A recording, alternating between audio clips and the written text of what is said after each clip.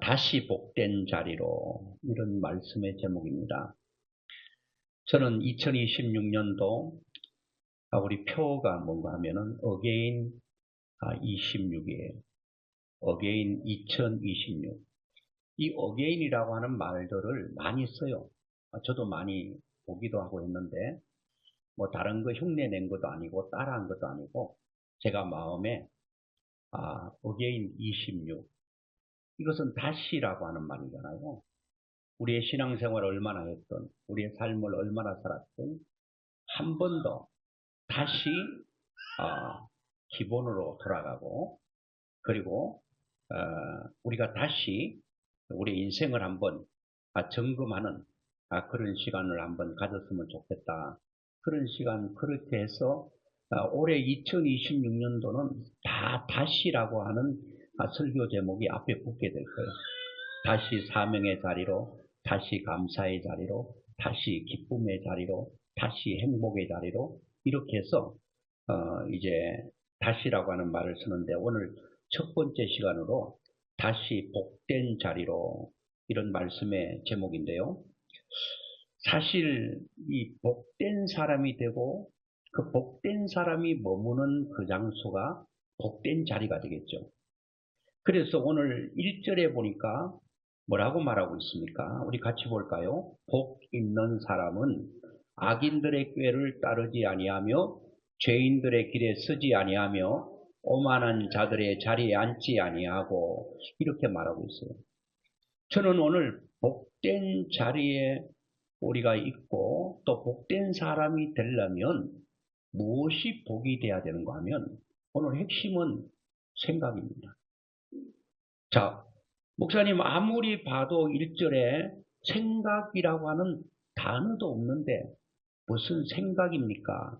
이렇게 말할 수 있는데, 여기서 보면은 복 있는 사람은 악인들의 꾀를 따르지 아니하며 죄인들의 길에 서지 아니하며. 자, 복 있는 사람은 악인들을 따라가지 않는다. 행동한다는 거, 액션을 한다는 거. 그리고 따라가고 또 따라가다가 서기도 하고 그 자리 정착, 앉기도 한다는 거예요. 자, 내가 앉든지 가든지 서든지 하는 모든 것들은 결과예요. 그런데 이 원인과 이유를 제공하는 게 뭔가 하면 생각이라는 거예요, 생각. 그러니까 생각이 복되면 그 인생이 복된 인생이 되는 거예요. 올해 우리가 진짜 집중하고 몰두하고 몰입해야 될 단어는 생각입니다. 내가 생각에 승리하면 올해 2026년 우리의 삶은 승리합니다. 근데 생각에서 우리가 복된 생각하고 복된 생각의 사람으로 살지 못하면 우리 인생은 보장받을 수가 없다는 겁니다. 우리가 어떻게 생각하느냐에 따라서 그 인생이 좌우되는 거예요. 생각에 의해서 인간의 흥망성쇠가 생각으로부터 나오는 거예요. 여러분 보세요. 여러분 지금 아무 생각 없이 교회에 오셨나요? 아니죠. 야, 이제 한 해를 보내고 새해를 맞이하는데 교회 가야지. 이런 생각이 나를 발도 움직이고 몸도 움직이고, 그리고 차를 이용해서 여기 오고 또 계단을 이용해서 여기 왔단 말이에요. 근데 여러분, 생각 없이 산다. 생각 없이 우리는 절대 행동이 나오잖아요.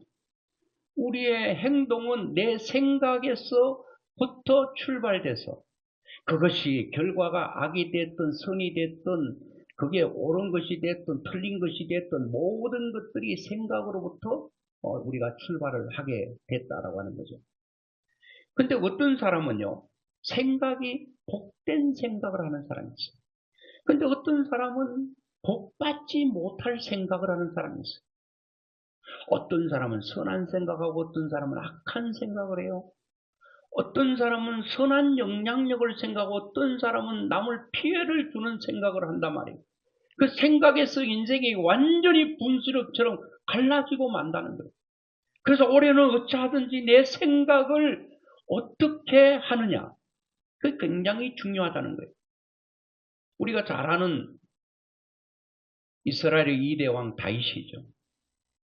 다윗이요 사무엘하 7장 1, 2절에 보면 이렇게 말합니다. 우리 같이 볼까요? 여호와께서 주위의 모든 원수를 무찌르사 왕으로 궁에 평안히 살게 하신 때에 왕이 선지자 나단에게 이르되 볼지어다 나는 백향목 궁에 살거늘 하나님의 궤는 휘장 가운데에 있도다. 여러분 다윗은 일평생을 전쟁터에서 살았어요. 한 번도 마음 편한 날이 없었어요. 늘 생명이 백척간두에 쓴 것처럼 언제든지 불안했어요. 전쟁터는 내가 상대를 죽이지 않으면 내가 죽게 되고 이런 생명이 보장받지 못한 그 전쟁터에서 살았거든요. 그런데 이제 이 왕이 이제 궁에 평안히 살게 됐다는 거예요. 이제 자기 왕궁도 백향목으로, 아마 백향목 하면 이 재질도 굉장히 좋은 거죠. 백향목 집에 궁에 편안하게 살고 있는데 뭔 생각을 했다는 거예요. 하나님의 궤가 휘장 가운데 있다. 자, 궤가 하나님의 궤, 법궤는 하나님의 임재의 상징입니다. 그런데 법궤는 하나님이 아니지만 하나님의 임재의 상징이기 때문에 하나님을 우리가 동일시 할 수 있다는 거죠. 자, 동일시 할 수 있어요. 사람은요, 내가 배부르고 등 따스면 다른 사람이 배가 골든 춥든 어떻게 하든 생각을 별로 안 해요. 내가 배고파야 배고픈 사람의 심정을 이해하죠. 근데 사람은 참 이상하더라고. 어떤 사람은 너무 춥고 배고픈 시절이 있어가지고 절대로 다른 사람에게 주머니를 연 적이 없습니다. 내가 얼마나 힘들고 어렵게 살았는데 이 돈을 아끼지 않으면 안 된다. 주머니에 들어가면 끝이야. 절대로 안 나와. 그런데 어떤 사람은 내가 춥고 배고픈 시절을 겪어봤기 때문에 배고픈 사람의 그 배고픔의 그 힘듦을 알기 때문에 그들을 도와주는 사람이 있어요. 완전히 달라요. 그런데 왕은 지금 평안해요. 아무 걱정도 없어요. 전쟁터에서 뭐 불안하고 뭐 생명에 대한 두려움도 없고 백향목 궁에 평안히 있는데 뭔 생각을 했다는 거예요. 하나님의 법궤가 휘장 가운데 펄럭거리는 천막 속에 하나님이 거한다. 나는 일개의 이스라엘 왕일 뿐인데 나의 하나님에 비하면 티끌보다도 부족한 나는 지금 어마어마한 백향목 궁에 이렇게 편안하게 거하는데 천하 만국의 하나님, 우주 가운데 모든 것들을 인도하시는 만왕의 왕이요 만주의 주가 되신 하나님은 지금 펄럭거리는 천막 속에 거하고 있다는 것을 이 다윗이 굉장히 가슴 아프게 생각합니다. 그래서 나단 선지자에게 말합니다. 제가 성전을 짓겠습니다. 하나님께서 하나님의 법궤가 그 성전에 거하게 해야 되겠습니다. 그러니까 하나님이 거절을 하셨습니다만은 이 다윗에게 이런 마음을, 이런 생각을 기쁘게 받으시고 하나님께서 다윗에게 얼마나 많은 복을 약속하셨는지 몰라요. 그 약속이 그대로 이루어지는 거예요. 하나님은 오늘 우리가 무엇을 하느냐, 행위보다 더 중요한 것은 내 생각과 내 마음이 어디에 있느냐가 굉장히 중요하다는 거예요. 다윗은 이 생각을 저는 다윗이 물론 생각했지만 구약에는 하나님의 성령께서 사람 속에 신약 시대처럼 역사하진 않고 피로에 의해서 그 사람 속에서 역사하시거든요. 저는 반드시 다윗이 물론 하나님을 사랑하기 때문에 그런 마음도 가지고 있었는데 이 다윗이 하나님의 성령께서 이 다윗에게 복을 주고 싶었어. 다윗에게 복을 줘야 되는데 다윗에게 복된 생각을 그 속에 심어줘서 그 복된 생각을 하나님께 드릴 수 있도록 하는 그런 역사를 허락했다는 거예요. 그런데 여러분, 가룟 유다는요, 요한복음 14장 2절을 보겠습니다. 2절 보니까 마귀가 벌써 시몬의 아들 가룟 유다의 마음에 예수를 팔려는 생각을 넣었더라. 자, 생각은 하나님의 성령, 그 하나님께서도 우리의 생각을 쓰셔요. 그리고 또 한 존재가 우리의 생각을 붙드는데요. 그게 바로 악한 사단이라고 한 이 사단이 사람들의 생각을 씁니다. 그러니까 생각은 하나인데 이 생각이 하나님의 손에 붙들리는 생각이냐 아니면 악한 사단이 내 생각을 붙드느냐, 여기서 인생이 또 갈라지는 거 아니겠습니까? 가룟 유다는 잘 아시잖아요. 예수님의 12제자 중에 좀 이 돈깨를 맡았으니까 얼마나 신임을 받았겠어요. 그러니까 머리도 핑핑 잘 돌아가는 IQ도 좋았겠죠. 그런데 이 가룟 유다를 악한 사단이 그 속에 뭐를, 예수님을 팔려는 생각, 이 생각을 집어넣었다는 거예요. 그래서 이 생각에 의해서 가룟 유다는 행동하게 된다는 거예요. 예수님을, 자기 스승을 온 30에 팔아넘기는 엄청난 과오를 범하게 된다라고 하는 것입니다.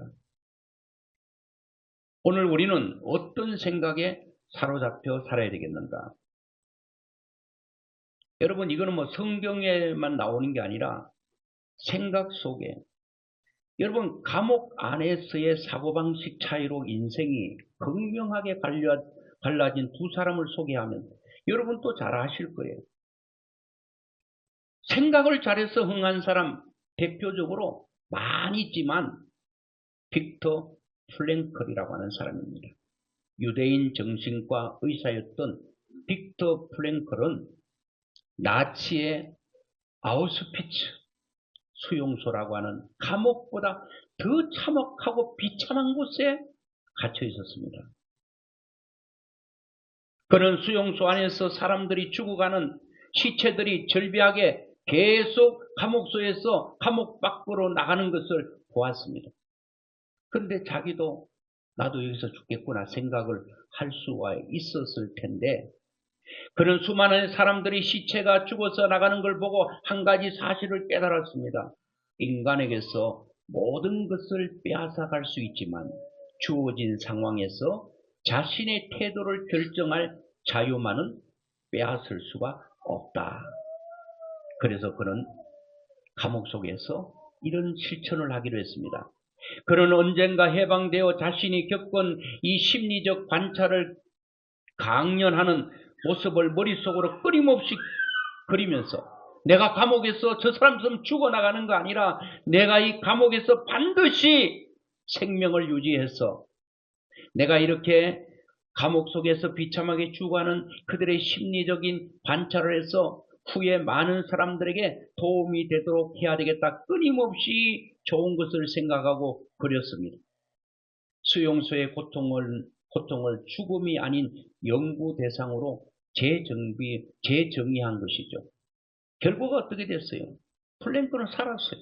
그렇게 많은 사람이 죽어났는데 그는 살아남았고, 그 경험을 바탕으로 로고 테라피라고 하는 의미 치료라고 하는 정신의학의 한 획을 걷는 학문을 완성했습니다. 그에 줘서 죽음의 수용소에서라고 하는 그 책을 통해 세계 수천만 명에게 희망을 던져줬다는 프랭클의 생각입니다. 여러분, 생각을 잘못해서 플랭크와 반대되는 사람 한 사람을 소개한다면 로버트 스타라우스라고 하는 사람인데, 이 사람은요 굉장히 그 조류 사육사로 알려진 인물인데 머리가 아주 두뇌가 비상했다고 그래요.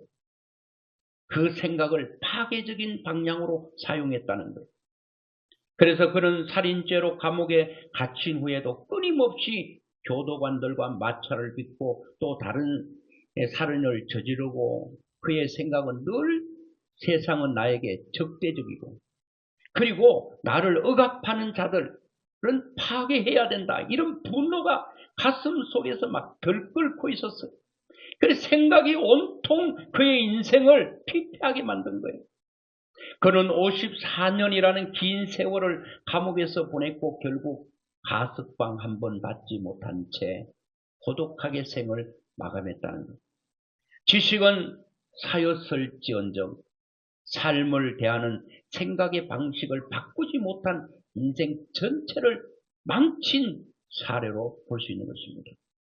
그런데 여러분, 저는 복된 생각을 하면 복된 사람이 되고 복된 자리에서 하나님의 주신 복을 받을 수가 있는데, 이 복된 생각은 어떻게 주어지는가? 복된 생각을 하려면 복된 좋은 소리를 들어야 된다는 거예요. 우리 속담에도 망하려면 뭐부터 망한다는 거예요? 바로 귀부터 망한다, 이런 말이 있어요.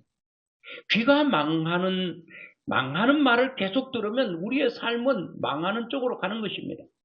그러면 여러분, 우리는 소리를 통해서 우리의 생각이 좋은 생각이 되기도 하고 나쁜 생각이 되기도 하는데, 로마서 10장 17절에 보니까 그러므로 믿음은 들음에서 나며, 이렇게 말합니다.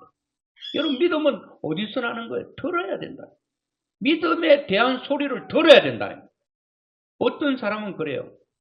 아이고, 내가 뭐 교회 예수도 안 믿고 하나님도 안 믿는데 가가지고 믿는 척하고 앉아있는 거, 그거 가정스럽다고 얘기를 하시더라고. 그래서 그냥 가만히 계시는데 노래 부르고 유행가 부르고 TV 보고 있는데 하나님께서 찾아오셔서 믿음을 주고 또 예수 그리스도에 대해서 알게 되는 예는 제가 들어본 적이 없습니다. 그게 가식이 아니에요. 그냥 하나님 앞에 나와서 말씀을 듣고 그 들음으로 말미암아 내가 믿음이 생기고 하나님을 알아서 믿는가, 믿으면 알게 되는가. 우리는 절대 하나님을 알고 믿을 수가 없어요. 우리가 이 짧은 이 한 뼘도 안에 두뇌가지고 우주보다 크신 하나님을 어떻게 이해를 하고 알고 믿을 수 있겠습니까? 근데 믿고 나면 그 하나님이 얼마나 크시고 얼마나 위대한가를 알게 되죠. 그래서 믿음은 들으면서 소리를 통해서 우리 속에 생각이 좌우된다는 거예요. 그래서 오늘 2절에 보니까 2절 같이 한번 볼까요? 오직 여호와의 율법을 즐거워하여 그의 율법을 주야로 묵상하는도다. 여러분, 우리의 좋은 생각은 무엇으로? 여호와의 율법을 즐거워하여 그 율법을 주야로 묵상한다. 그래서 우리가 올해는 어떻게 하든지 복된 사람이 돼서 복된 자리, 내가 가는 곳이 복이 되고 내가 머무는 곳이 복이 되고 내가 앉아있는 정착하는 자리가 복이 되게 하기 위해서는 복된 생각을 해야 되는데, 이 복된 생각은 내가 복된 생각해야지 한다고 되는 것이 아니라고 하는 것입니다. 물론 어떤 사람은 나는 마음만 먹으면 돼, 그런 사람도 있어요. 여러분, 진짜 내 마음 먹으면 다 됩니까? 여러분, 지금 뭐 수원에 있으니까 아시겠죠? 남경필 기사가 났기 때문에 제가 실명을 거론해도 괜찮을 거라 생각하는데, 남경필 씨의 그 아들이 있어요. 큰아들. 그 마약 때문에 많이 감옥에 가고 참 가족들이 너무 힘들어했어요. 그런데 그 남경필 씨의 큰아들 얘기를 들어보니까 자기가 17살부터 시작했는가요? 16년간 마약으로만 살았다는.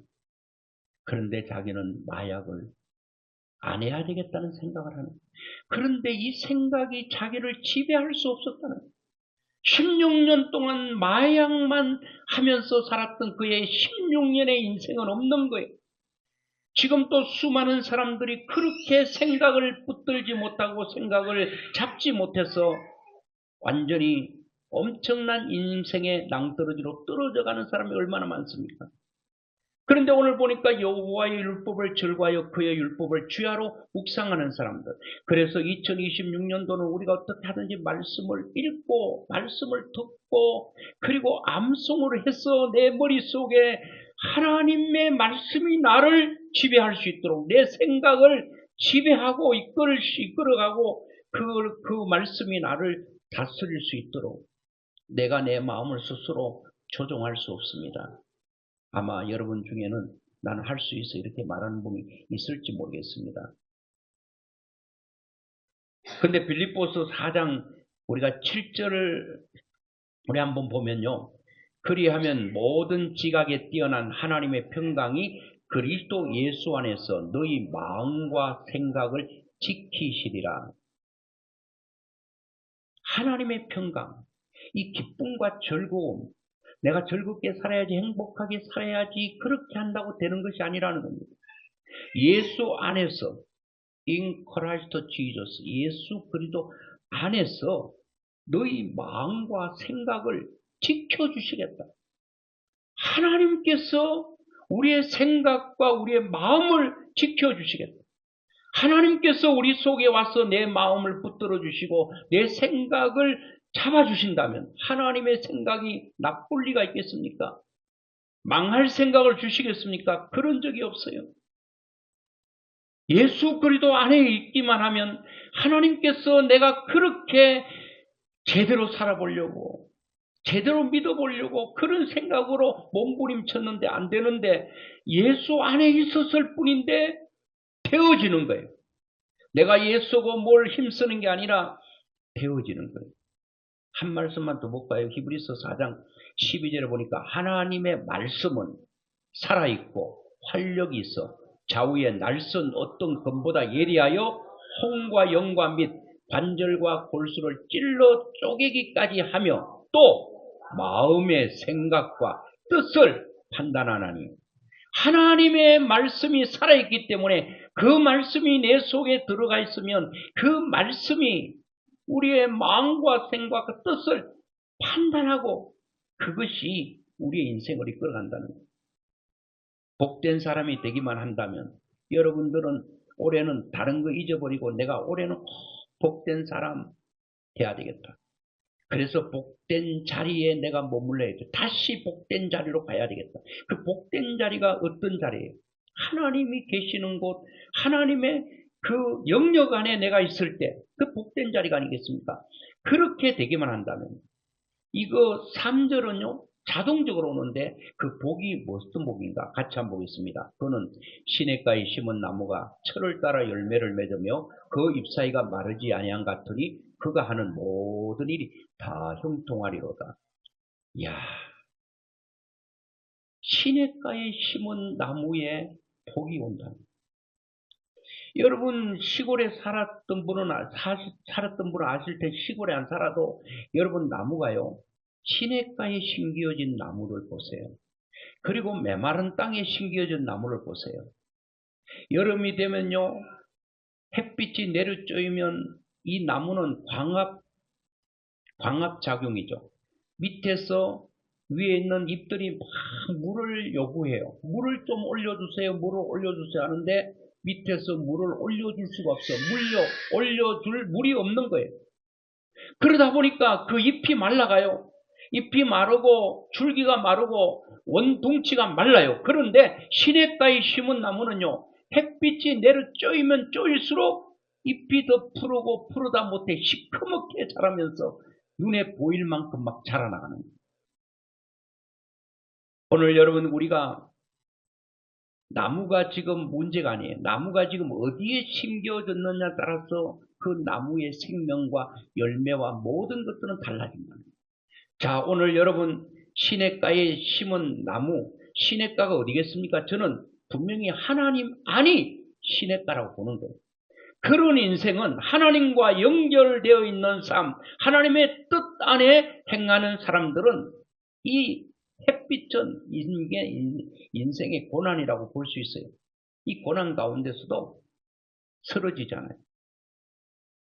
그리고 하나님께서 이 시냇가에 있는 나무는 특징이 가뭄이 없습니다. 가뭄이. 여러분 성경에는 비가 내린다는 것은 하늘물이 열린다는 것, 하늘물이 열렸다는 것은 비가 내린다는 말이고 여러분 어떤 땅이고 비만 있으면 다 되는 거예요. 창세기 49장 22절 보고 말씀 맺으려고 하는데요. 한 번 더 보겠습니다. 요셉은 무성한 가지 곧 샘 곁에 무성한 가지라 그 가지가 담을 넘었도다. 이 요셉에 대한 아버지 야곱이 12아들 앞에 두고 큰아들부터 쫙 기도를 해가는데 11번째 아들이 요셉이잖아요. 요셉의 머리 위에 손을 졌는데 아버지가 이렇게 기도하는 아버지 야곱이 기도했는데 다 그대로 됐어요. 다 축복 빈 거 아니에요. 어떤 아들은 아버지 마음을 너무 아프게 해서 그렇게 기도했어요. 그대로 됐는데 요셉에 대해서는 이렇게 축복합니다. 요셉은 무성한 가지. 어떻게 해서 무성한 가지가 될 수 있었는가? 곧 샘 곁에 무성한 가지라. 요셉이라고 하는 나무, 요셉이라고 하는 사람, 이 사람이 지금 굉장히 나무로 말하면 무성한 가지가 되어서 담을 넘었다는 거예요. 담을.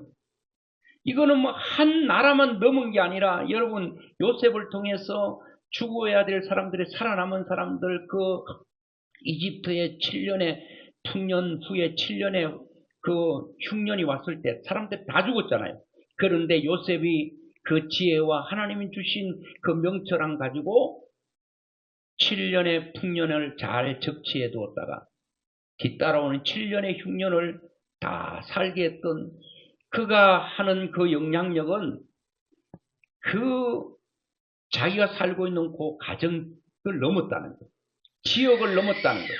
그리고 세계를 넘는 엄청난 역사를 일으킬 수 있었다. 여러분 사람은 똑같은 사람인데 어떤 사람의 영향력은 자기 가정이 국한되어 있어. 어떤 사람은 지역을 넘어, 어떤 사람은 나라를 넘어, 어떤 사람은 세계에 영향력을 끼치는 사람이 있단 말이에요. 그거는 어디에 있었기 때문인가 하면 인간은 절대로 이렇게 무성한 가지가 뻗어 세계 전체를 덮을 수가 없는 것입니다. 그런데 요셉은 어떻게 했어요? 그의 가지가 끝없이 뻗칠 수 있었던 것은 그 가지가 샘 곁에 있었기 때문에. 저는 이 샘도 바로 그 샘이 어떤 샘일까? 하나님이 요셉의 샘이 되어주셨다. 그 하나님의 풍성한 은혜가 그게 파이프라인을 꽂고 끝없이 그 모든 것을 끌어내도 가라지 않는 하나님의 보고에 파이프라인을 꽂고 끝없이 건져내도 바닥나지 않는 하나님의 축복. 여러분 올해 2026년도는 여러분들이 복된 사람이 되어야 됩니다. 그렇게 되면 시냇가에 심은 나무가 된다는, 샘 곁에 나무가 된다는, 무성한 가지가 된다는, 그리고 담을 넘는다는 것. 그런데 이 복된 자리, 복된 사람이 움직이는 곳에 다 복된 자리가 되잖아요. 이 복된 자리에 머무르려면, 복된 사람이 되려면 뭐가 복돼야 돼요? 생각이 복돼야 돼요. 복된 생각을 해야 된다. 그래서 강권은 키워드는 생각입니다. 올해는 무슨 생각을 할 것인가? 그 생각이 여러분의 삶을 인도하고 여러분의 인생을 변화의 자리로 이끄는, 올해는 하나님께서 나를 보면서 야, 너는 복된 사람이야. 너 가는 곳마다 복된 자리가 되고 그 하나님의 영향력을 계속 미치는 이런 한 해가 되는, 다시 복된 자리로 한 번 더 여러분과 제가 복된 자리에 머무는 한 해가 되어서 올 한 해는 하나님께서 주시는 그 복을 받고 그 받은 복을 누리며 간증하며 사는 그런 한 해가 될 수 있기를 주의 이름으로 축원합니다.